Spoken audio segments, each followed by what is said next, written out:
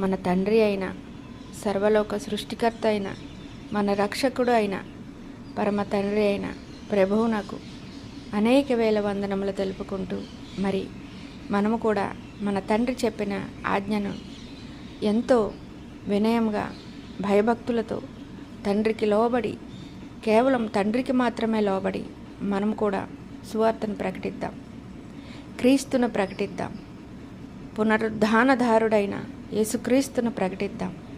ఎందుకంటే ఈ ప్రకటించడం మన నిత్య జీవం కోసం, మన కోసం ఆయన చేసే త్యాగం కోసం, మన కోసం శరీరధారి అయి వచ్చిన మన తండ్రి కోసం మనం ప్రకటిద్దాం.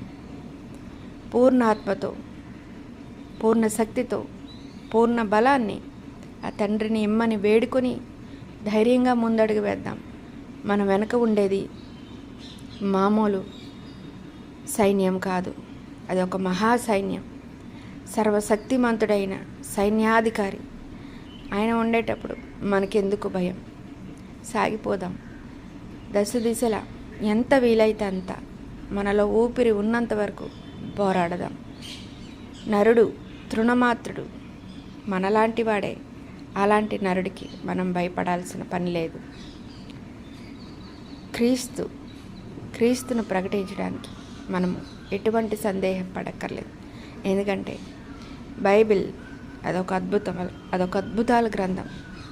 ఆ అద్భుతాల గ్రంథాన్ని చదువుతున్నప్పుడు మనలోని తెలియని ఒక రకమైన ఆనందం, పరవశం, ఆధ్యాత్మికత ఒకటి కాదు, నిజంగా మన జీవితం ఎంతో మిళితమై ఉందని అర్థమవుతుంది.